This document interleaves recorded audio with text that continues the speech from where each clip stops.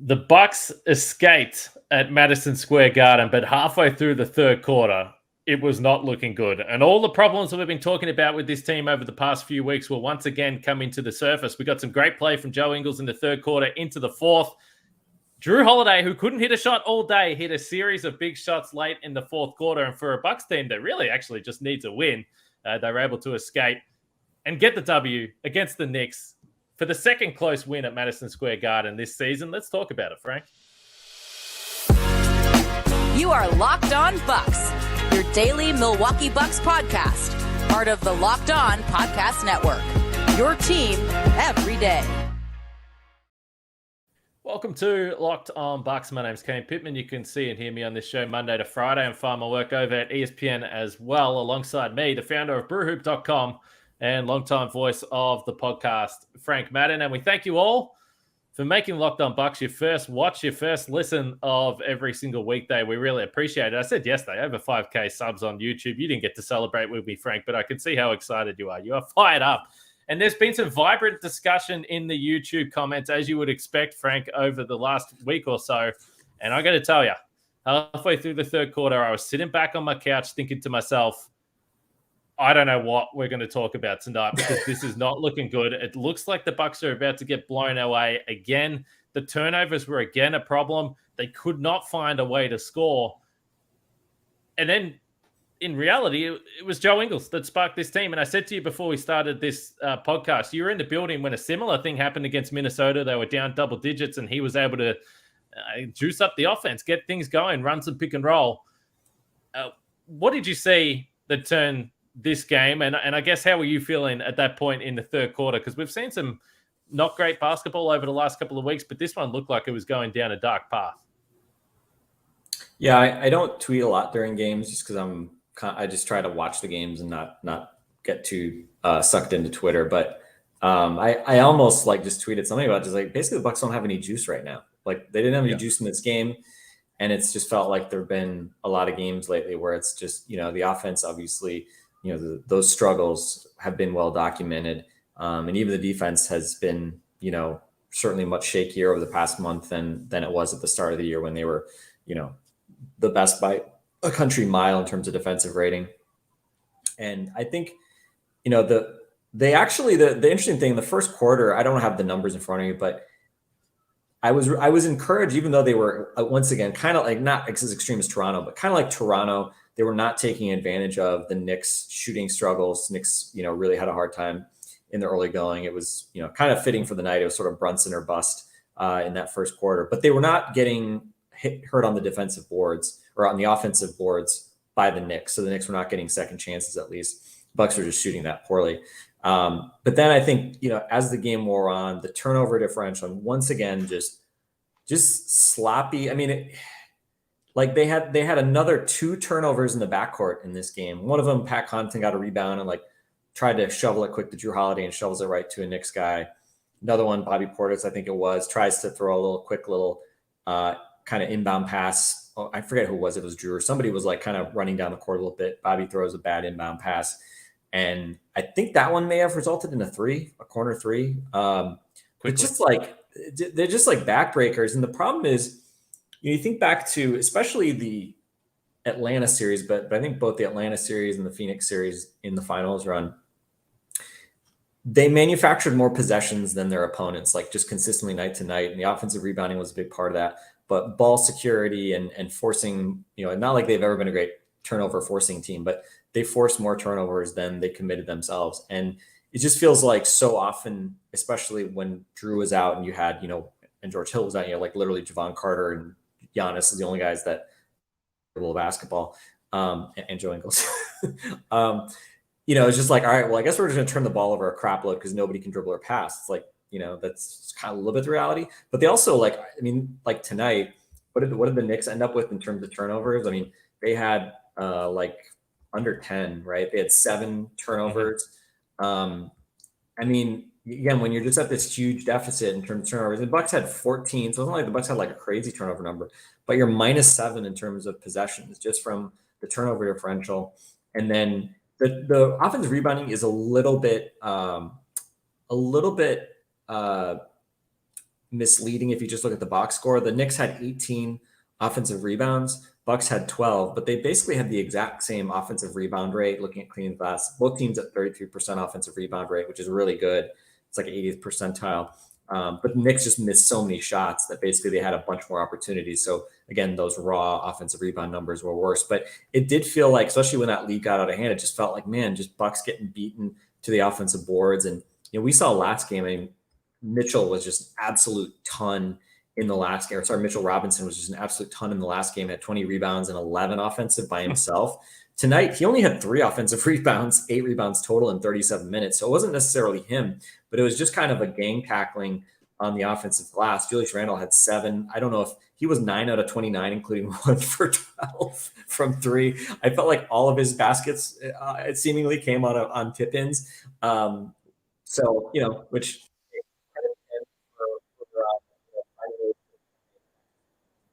but yeah, it was just a really kind of like, just kind of grinding you down as like a viewer, like to be losing in this way and just watching this game slip away and just brick after brick from 3. They start the game 8 for 30 from 3. And you're just seeing a thing like, okay, at least in that Minnesota game that I went to, like Giannis was just like unstoppable. Like just got to touch the elbow and he was at the rim in, one dribble and he was just kind of carrying the Bucks.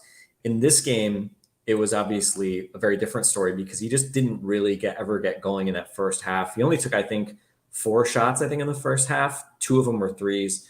So the Knicks, defended him well. And even with 2 off days, neither Giannis nor the Bucks in general seemed like, again, they had like the extra kind of energized spring in their step. But as you said, just some stuff started bouncing their way a little bit in the middle of the third quarter, late third quarter. And then they just go on this 3-point binge. I think in the Minnesota game, this is where it was very similar. I think the Bucks hit like 11 or 12 out of 19 to close that game from 3. This game, they closed, I think, 11 of 19 from 3, go 19 of 49 overall for the game. Obviously, you'll take those numbers any day of the week. So, again, it's like I think we're all a little frustrated just sitting around saying like, just wait for the 3-pointers to start falling. Cause it's like, they haven't been falling that well all year long at this point. But credit to the Bucks. They end up this game with a 118 offensive rating. We've obviously talked all year about the Bucks offensive struggles and just not having that offensive juice that we've been expecting. And even with Giannis, not very impactful, 6 of 15, 22 points, nothing to write home about, certainly offensively from him. And Jrue, as you said, Jrue had, I think, 10 points in the last 3 minutes or something like that. I hadn't even really noticed him for most of the game. He had the early 3, then he gets 3 fouls, mainly because Jalen Brunson just kind of conned him into a couple cheapies. And then he was kind of as well. That was the other big part of the problem. It's like when neither Giannis nor Jrue is really creating buckets from nothing, then this offense is going to look bad. But unfortunately, the 3-pointers started falling. And obviously from an execution standpoint, yes, ball moved much better. But then it's just, make or miss league stuff. And, big credit to Joe Ingles, much like that Minnesota game, just really came off the bench and gave them a big shot in the arm in the third quarter.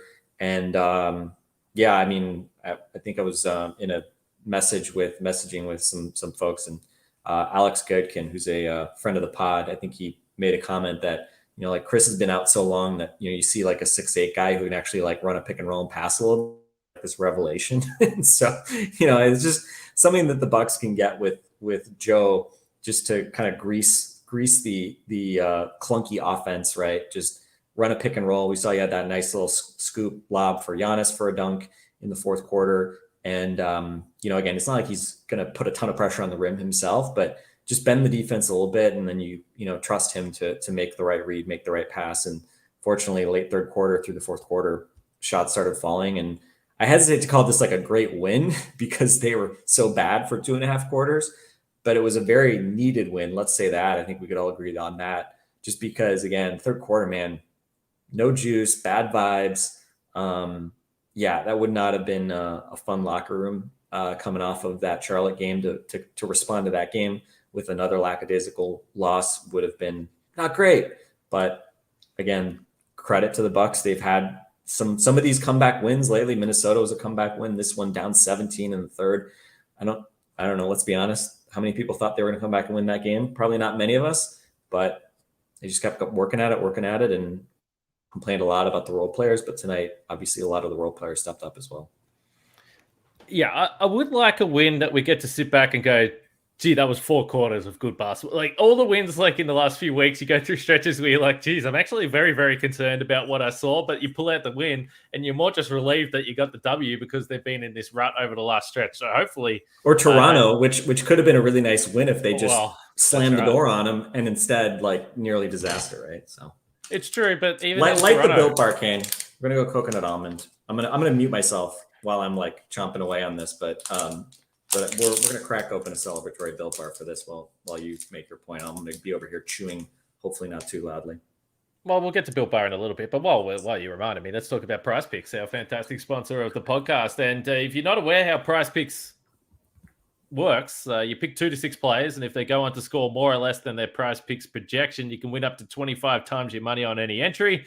This is points, rebounds, assists, all those types of things. So if you took the over on Joe Ingles, I'm going to go ahead and guess tonight that you're feeling pretty happy about your decision. That's just a guess. I didn't actually see what it was, but go to prizepicks.com and you can find out. You don't have to compete against other people. It's just you versus the projections that are available. And there's other sports as well. NFL postseason getting going here. Maybe not that interesting to most of our listeners, but there's other sports there, NHL, college sports, all those types of things. So you can get involved there, and entries can be made in 60 seconds or less. It's that easy and currently operational in over 30 states and Canada. So download the PrizePicks app or go to prizepicks.com to sign up and play daily fantasy sports. First-time users can receive 100% instant deposit match up to $100 with the promo code Locked On. If you deposit $100, you'll get $100. Don't forget to enter the promo code Locked On at sign up for an instant deposit match up to $100. That's prizepicks.com. A couple of things I was thinking about as you were sort of breaking it all down there, Frank. And I did see this tweet from Nate Duncan, and he was doing, an alternate broadcast on League Pass today, whatever it was. And he said, or he tweeted that they had the NBA head of stats that joined them. And he said the Bucks had 4 backcourt turnovers in the first half. 4, which is an absolutely absurd number. That matches the high for any team for an entire game this season. Now, it's interesting because we had a little bit of this, and we were talking about the turnovers over the last sort of 9-10 game stretch. The Bucks have been the worst in the league. And I got a few comments in the YouTube saying, yeah, that's why Bud needs to go. And I said, look, I'm genuinely curious, and tell me your reasoning, because I always wanted to know what people thought. Like, how can Bud be blamed for guys not being able to inbound the ball? How can he be blamed for just like some of the most ridiculous turnovers you've ever seen? And there were some decent answers that came back, but I saw it again tonight. Like, some of these turnovers were just absurd. Like, it didn't even make sense what they were looking at. And it came down again to, I think, what you were talking about. It looked like there was no energy. It looked like they weren't that invested in playing this game of basketball. But then you see, and we've seen this from time to time in stretches where the Bucks do get a sense for it. They start to have a few threes knocked down. All of a sudden, the defense is locked in. They're engaged. They're not turning the ball over because they had the 14 turnovers total, but 12 of those came in the first half. So they clean things up. They clean things up in the second half. So they are capable. A lot of them just seem lazy to me. Another thing that was interesting was they had an out-of-bounds play, and we remember in the game against Toronto, I think it was Pat Connaughton who had the ball out. He took a 5-second violation and didn't call the timeout. Now, they had Joe Ingles take the out-of-bounds play today. And look, he probably took the 4.8, 4.9 seconds before he called the timeout. But even just basic stuff like that. Like, Joe is a pretty smart basketball player, and when you watch him just make simple plays, you're like, geez, it does concern me about some of the other stuff that goes on. Like, if you have a timeout, you can't just stand there and take a 5-second violation. So I was thankful that Joe did that. I was also thankful the Bucks ran a different play on the inbounds play out of the timeout that was called there. But we saw, and I tweeted about it, I said, I think there's a little bit of a concern for me, like the way Joe Ingles played tonight. I think he brings something different to the table. But at the same time, he had to play 30 minutes tonight. I don't think you want to do that every regular season game. And it's a little bit concerning how badly the Bucks needed him to run offense. Like, there were stretches down in the final few minutes of this game where Giannis had the ball and like Brook Lopez would come to set a screen for him, and Giannis would be like get out of the way, Brooke. Joe, come here. I'm giving you the ball. Let's play pick and roll. And then Joe Ingles throws him a lob. Like, it is a little concerning how desperately they need his smarts and ability to run an offense.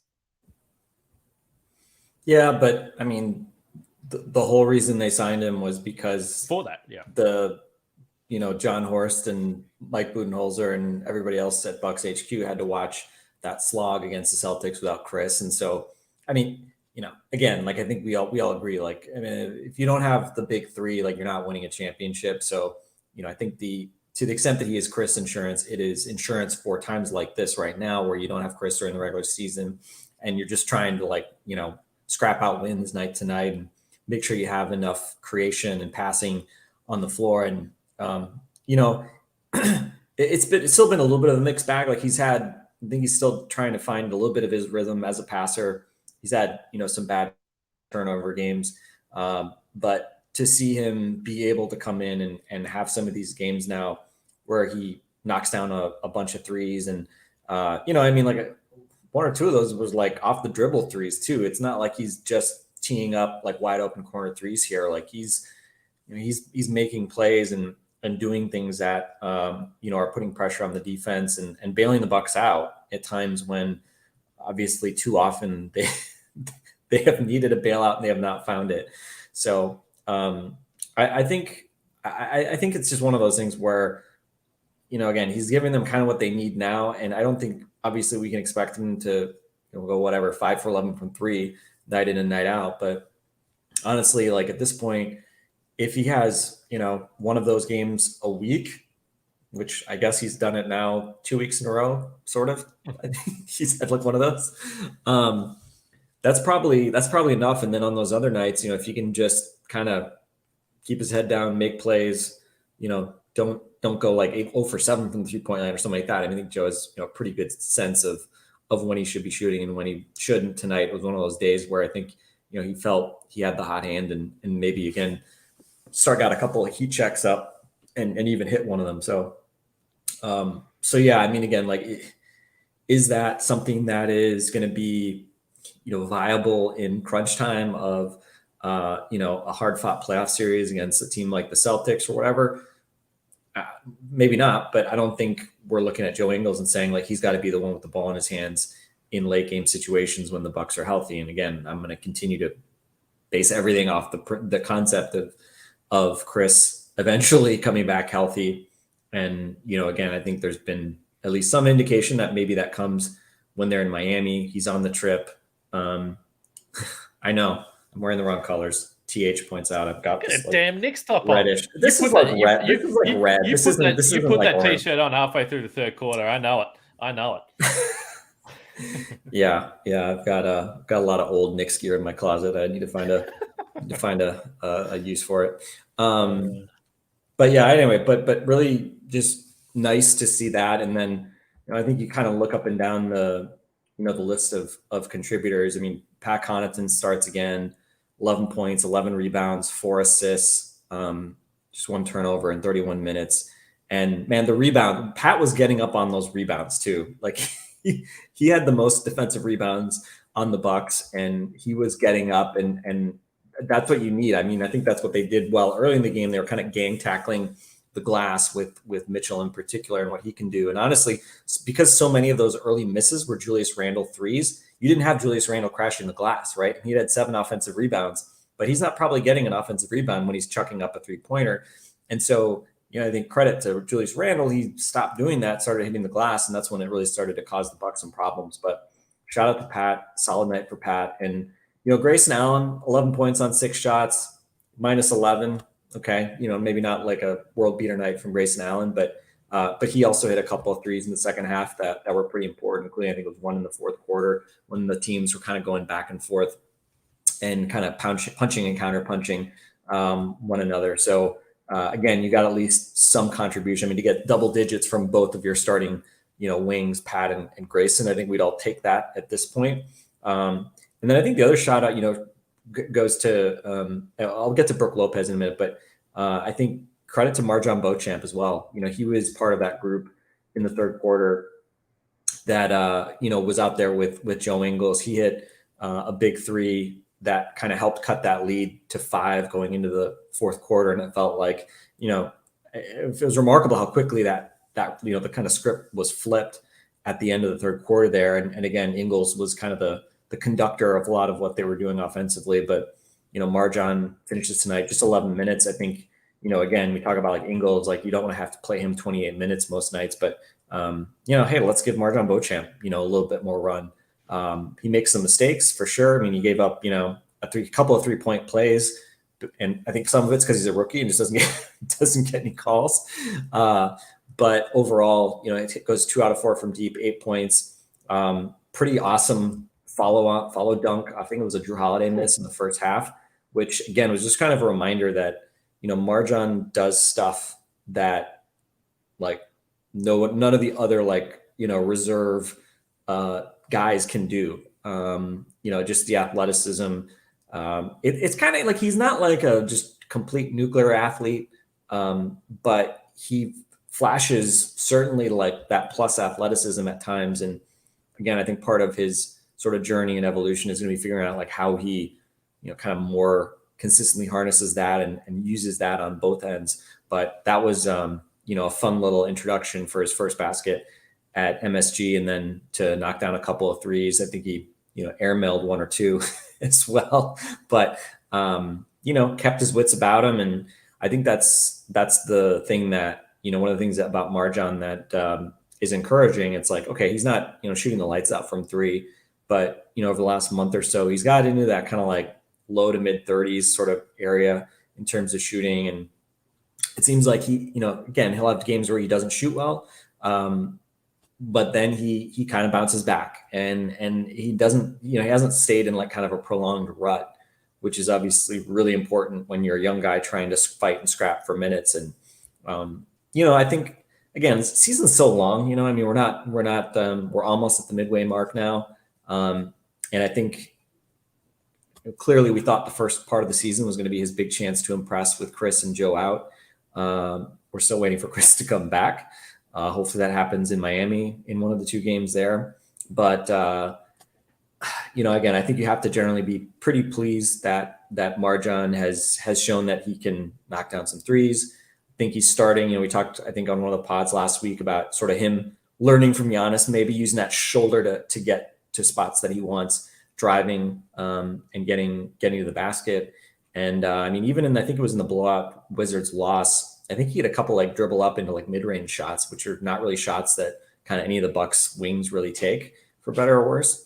So we'll see. He still kind of feels like more of that kind of malleable, unformed clay to some extent, right? Like not fully kind of, he's not always where he needs to be offensively or defensively, makes mistakes, gets a bad whistle.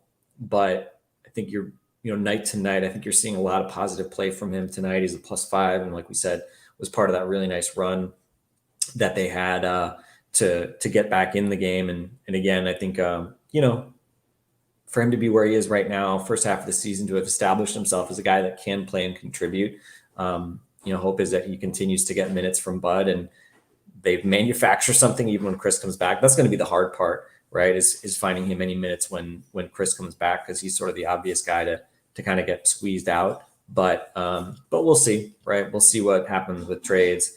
If you have like a 2-for-1 trade or something like that, that doesn't involve like Jordan Warren and George Hill, since those guys aren't playing, then that obviously could be a plus thing for Marjon. But I don't know. I'm the fact that he's still playing, even if it's not as much as we might like, I think it's generally been a real positive thing, because even when he does struggle a little bit, at least you can kind of talk yourself into like, well, you're kind of feeding the algorithm of, a young player who's sort of figuring out like what works, what doesn't, what kind of things you can do and how you do them at the NBA level. So fortunately, the fact that you've been able to get him minutes and it's not just charity, that's been important, because certainly if it was charity, if it felt like they were just playing him to get him minutes, then those kind of guys are going to get squeezed certainly pretty quick in the second half of the season and certainly in the playoffs. But we'll see kind of what comes of it. But, again, just it's kind of nice, Kane, huh? Rookies that can actually like sort of do some stuff on a basketball court. That's a novel thing for certainly the time that I've podcasted on Lock On Bucks. basically Malcolm Brogdon, playoff maker, a month of DJ Wilson, and some nice spells from Dante DiVincenzo over 2-3 years. But hopefully Marjon Beauchamp can be I'm not going to say he's going to be as good as Brogdon ended up being, but hopefully he's going to be a guy that is around a long time and finds out how to be a contributor. Hey, 11 minutes, as you pointed to, 8 points, 5 rebounds. You take that, couple threes, and he actually airballed the 3. And then the next one from the exact same spot was able to knock it down, which I just thought was cool. It's cool composure to be able to do that and knock down that 3. And speaking of Marjon Beauchamp, if you think that he's a late runner for Rookie of the Year, go to betonline.net, which is your number one source for sports betting info, stats, news, and analysis. Don't bet that. Don't bet that specific one. Yeah, no, don't do that. Get the latest odds. I don't think you'll be able to get odds for him, actually. But you can get the latest odds and trends for every professional and amateur league out there. From pro football to college bowl season. Well, that's done. Forget college bowl season. It's done. But you got the NFL playoffs. And actually, the Basketball World Cup is coming up this year as well, so you might be able to find some stuff there. And if you think Australia can win gold like me, then check it out at betonline.net. Sports podcasts, you can find them at BetOnline as well. So head to the website today or use your mobile device to learn more. That's BetOnline, where the game starts. And then don't forget our friends over at TurboTax, because if you go to TurboTax, you don't have to do your taxes. You can meet an expert who do them for you. TurboTax experts can relieve you from the stress of taxes and file for you so you don't have to do it, which I personally like. Show your eyes to things that are not taxes. The last thing you want to be doing is tax. I was listening to Tas Malice on the No Dunks podcast, and apparently he's a real tax sicko. He likes doing his taxes, but I don't. So go to TurboTax, and then you can do things that are more interesting to you than doing your taxes. Unpack a moving box of not taxes. Taste not taxes. Sing not taxes. Come to TurboTax and not do your taxes. Visit turbotax.com to learn more. Full service products only. Video meeting while expert does your taxes is required. See guaranteed details at turbotax.com/guarantees. I've been a TurboTax person forever, so I will 100% vouch for TurboTax. I can't imagine having to do my taxes someplace else. So shout out to the good people at Intuit TurboTax. Testimonials right there. Hey, I want to look ask at me. you Look at me, about corporate shill tonight. Look at this, Built Bar and talking about TurboTax. Yeah, Bucks must have won a basketball game. We tell the people that it wasn't just one big setup, and they will believe us, Frank. Hey, the one thing, a couple of funny things that happened from the broadcast today. So I'll watch the first half on the Knicks broadcast because, again, I was on delay. Anyway, whatever. People have heard the story. I had to watch the road broadcast, which, by the way, if you're watching the road broadcast and you get Clyde and Mike Breen, you're doing pretty well. It's a pretty fun broadcast. And you said that Marjon Beauchamp does some things that we've discussed, the idea that he knows where Giannis is and he knows how to feed the superstar on the team. And at one point in time, Beauchamp went up for a rebound and Mike Breen was like, Giannis can't get the rebound. And I was thinking to myself, that's funny that they mixed him up. But they were both wearing red shoes. They both had the white tights under their shorts. They both had the shooting sleeve and they got very similar haircuts. Now, he's a little bit smaller. That is the one thing that I would say is the case. But Marjon Beauchamp is even copying the look of Giannis. So this is a very smart man. He knows where his bread is going to be buttered. So I absolutely love it. And then in the second half, I was watching the Bucks broadcast. And I don't think it was intentional, but it was just a funny little camera moment. I don't know if you caught this. The Bucks were getting smoked at this point in time. And Lisa's like, gee, is there anyone on the Bucks bench that they could potentially bring onto the game? And the camera had one player that's a rotation player, Jordan Wara on one side, AJ Green on the other. And Lisa was like, is there anyone right there that they could bring on? And the camera started like panning onto Jordan Wara. And then Lisa goes, AJ Green's played well lately. Then the camera quickly like shifted to AJ Green. And it's like, I don't know if it was purpose, but it was like the cameraman just assumed it was Jordan Wara, but no, it was the swerve and it was AJ Green. But it does bring me, we talk about rookies, we talk about the draft, and we had the comment in the stream, which we appreciate here, that said, geez, I wish we drafted Jalen Brunson instead of Dante DiVincenzo. Now, that got me to pull up the 2018 draft. And it's pretty interesting because Dante obviously went at 17 to the Bucks. Then 21 was Grayson Allen. Interesting. But then if you go down, number 32 was Javon Carter and number 33 was Jalen Brunson. And if you look at the box score tonight, Javon Carter with his 19 minutes, trying to do his best Tony Snell impression, 0 points. He did have the one assist, though. but scoreless in 19 minutes. His struggles continue offensively while Brunson just dropped 44. He's turned into a spectacular player, Jalen Brunson. And I have to agree with that very basic comment in the stream team there. Geez, it would be nice if the Bucks had Jalen Brunson, wouldn't it? I thought you were going to say Javon Carter turned into a pumpkin. But a little bit of both probably. Yeah, I don't know. I mean, the number I was looking at his splits the other day. The month of November was very good to Javon, and since then it's been a slog. And I don't know. I mean, it's kind of these things too. Like, I mean, we talked about the upside that came from playing Javon with the starters and having him be the guy that sort of dealt with the annoying Jalen Brunson's type defensive assignments. I mean, if Javon Carter started tonight, Jrue Holiday doesn't pick up 3 fouls in the first 7 minutes or whatever he had, because you would have just told Javon Carter to go deal with it. Problem, of course, is that Javon Carter doesn't, have an obvious defensive matchup like that every night. He is small, so bigger guards can give him problems. And then obviously just, when the shot abandons him as it has over the last 6 weeks or so, then offensively it's just tough. And especially, you look at Grayson Allen, who has also struggled over the last 6 weeks. I mean, I'm still liking what Grayson Allen, I'm still trusting Grayson Allen's shot more than Javon Carter. So I don't know. I mean, it's kind of a tough spot, because the other thing too is when you start Javon, then you also are kind of saying like, well, there's got to be somebody else coming off the bench. Most likely. I mean, you could then kind of immediately start to stagger Javon and Jrue to only play them as point guards. But early in the season, George Hill was playing as well, right? So effectively, you're playing 3 nominal point guards every night. Obviously, George Hill, you don't have George Hill to kick around anymore because he's not playing. So for better or worse, I don't know. We'll see. But I will say this, like,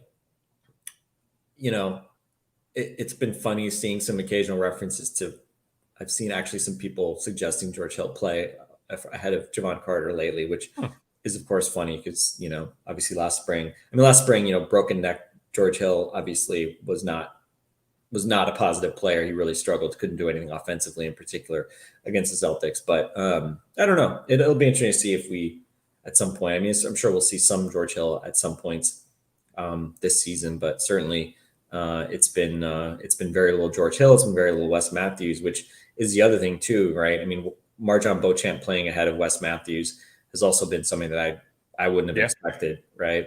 Wes kind of tumbling down the rotation as much as he has. And I still don't really have a sense of how much of that is them trying to preserve Wes versus that just, Bud and company just saying like, all right, Wes, you know what? I think you've just sort of jumped the shark in terms of productivity.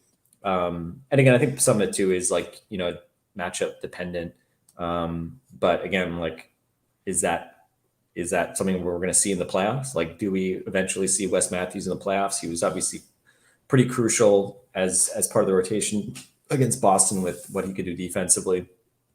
But right now, obviously, we're not seeing him most nights, which again, like if that means I see Marjon Beauchamp in the regular season, I'm fine with that, right? Mm-hmm. To some extent, I mean, you can't expect Wes to just not play for 3 months and then suddenly be dusted off and be what we saw late last season. But long term, we know where the future is, and it's with a guy like Beauchamp, not with a guy like Wes. But again, it's just has put the Bucks in an interesting position, right? Because night to night, you see, and friend of the pod, Van, has just pointed out, that George Hill lost a bunch of weight coming back from that non-COVID illness. So, again, is could he start playing again once he kind of gets physically back right? I mean, maybe. But we also saw him the other night. What was it? Wasn't the Charlotte? He played in the Charlotte game. I'm trying to remember which game it was, or maybe it was the Toronto game. I can't remember which one. But anyway, we'll see. But certainly, interesting, right? George, Wes, and we don't even talk about Serge Ibaka, who's not even on the road trip due to personal reasons right now. Those guys just aren't playing, right? I mean, 3 veterans just aren't playing, and obviously, we'll see. I'm pretty sure Serge is just not going to play unless obviously there's an injury, but. No complaints about that. But we'll see how it continues to evolve, sort of how the pecking order looks, because they're going to have to make some decisions. And again, I think the Bucks' problem is not that the 10th, 11th guys can't play relative to 10th, 11th guys in the league. I think they probably have pretty good 10, 11, 12 guys. Problem is that those guys aren't much worse than the 8, 9 guys or whatever you want to think about it, right?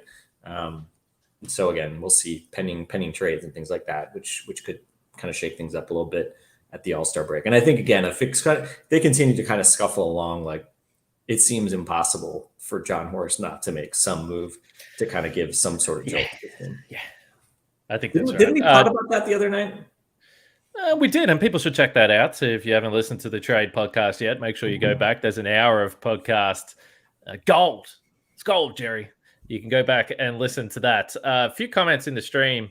R.R. Smith says Carter has absolutely hit the wall face first. Now, it's interesting because I just quickly looked it up as you were talking, because obviously the Hill and Carter stuff has been the talking point. Javon Carter has already tipped over the career high for minutes in the season, and we're only halfway through. I mean, he's played a lot. I mean, he's already at 981 minutes for this season. We've used the 1,000-minute mark for sort of, fringe rotation guys before in the past. So he's definitely played more than I expected. And he's already, after tonight, he would have tipped over the 1,000-minute mark, which is the first time he's done that in his career. And the other one with Wes Matthews is, I think it was around late December, when he joined the team last year, Frank. So early December. Early to mid-December.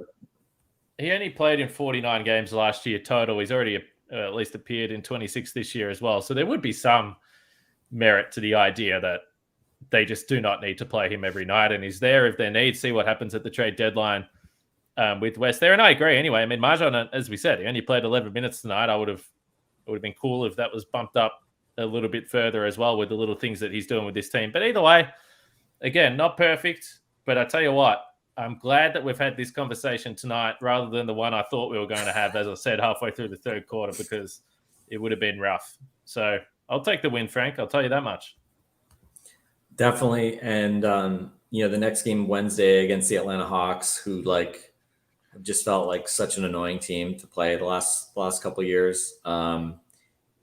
Clint Capella has been out. So Onyeka Okongwu has been starting for better or worse.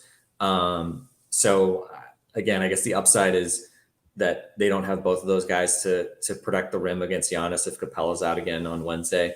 The downside is that, as we know, Okongwu's been a good defender against Giannis. So I don't know. We'll see. Hopefully that gets some sort of rise out of Giannis. It seems like very random. I mean, you look at some of his monster games, right? It's kind of feels very random, like which teams that he's gone off against of late. Like the last two times he's faced the Cavs, and obviously Jared Allen didn't really play in the first game that Giannis had a monster outing against, but obviously he was, basically going on one-on-one and just wrecking Jared Allen in the second half of that second game when he had over 40 points. And, again, it just seems there's just nights where Giannis doesn't matter who's out there. Tonight, obviously, the Knicks give credit. I mean, they, I think, defended well schematically as a team. And again, hopefully Giannis has a little bit better outing on Wednesday than we've seen these last couple of games. Tonight, certainly a much better outing than what we saw in Charlotte, which was just, his worst game in probably a couple of years. But the funny part about Friday, he hit more shots outside the restricted area on Friday than he did in his 55-point game. The problem was he hit 0 shots inside the restricted area versus 19 out of 25 in the restricted area against why am I blanking? The Wizards, right? That he scored 55 against. So anyway, we'll see. But yeah, if you lose this game, the first game on the trip, taking a loss in this game with the way the vibes were coming out of Charlotte, again, at the end of the day, I think someone said in the stream as well, right? I mean, these are human beings, there's 82 games. The season is long. They're professionals. Yes.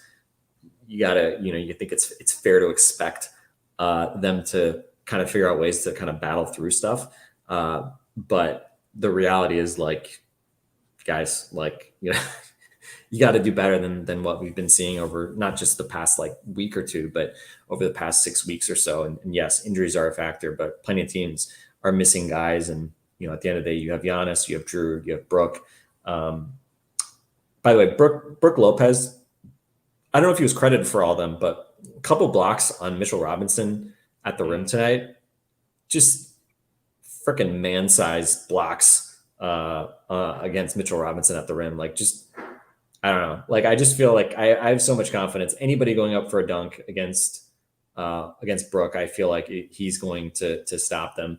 And it was, I don't know, just another clinic from him. It wasn't super consistent with his shot, had some traveling problems.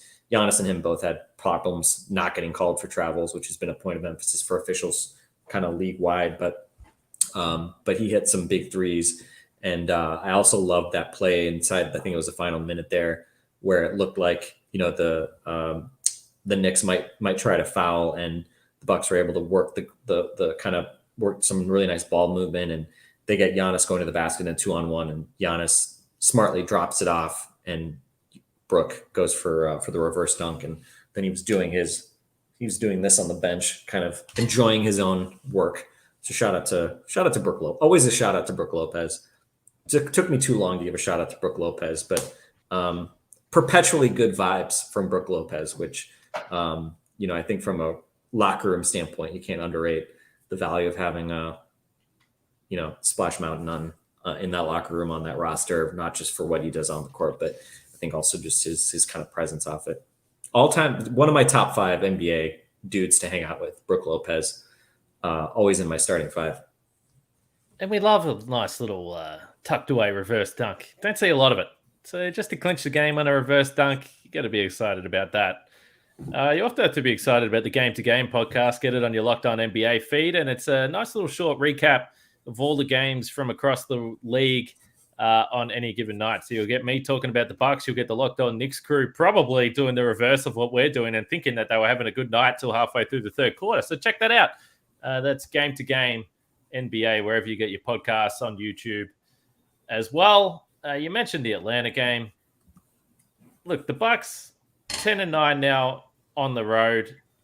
Legit 500 team away from 5-set forum. So hopefully they can keep this. Hopefully they can start a winning streak, Frank. But it's always a pleasure to podcast with you. Like I said, not only was I concerned about what we were going to talk about tonight, but I was just hoping you didn't ghost me tonight if things continued to go the wrong way. So I'm just thankful to chat to you and your Knicks t-shirt. By the way, one of the weird things about this team this year, I mean, I think you can argue that, the East in particular, I mean, there's more depth to the league, I think, this year than there has been maybe in previous years. But the Bucks record versus teams above 500, best in the league, 12-5. They have the best winning percentage against teams above 500 of any team in the NBA this year. Wow. Alas, their record against teams 500 or below 500, just 14-9. They did pick up a win tonight against the Knicks, who are under 500. The Knicks are above 500. Okay, cool. Why is that not? I guess they haven't updated I'm pretty sure that they should be 13-5 now. Then, but anyway, bottom line, yeah, just Bucks not taking care of business. I mean, I feel like that's always been a hallmark of Bud's Bucks teams, is that they kind of beat up on the dregs of the NBA, and I guess again, there are a lot of teams under 500 that are not as bad as maybe you otherwise would have thought of them. But we saw on Friday, Charlotte, obviously, just giving them the business despite having 11 wins and 30 losses. So yeah, let's start winning games against teams that you should beat. And the Atlanta Hawks, 19-21, they have 2 of the Bucks losses against teams under 500. Can we just even the season series? Like the Hawks are such an annoying team. Like I really don't want to lose that game. And one other comment, My People Creative in the chat, that's the screen name, My People Creative, said, please address the Thanasis performance on Friday. 4 fouls in 4 minutes in volume shooting.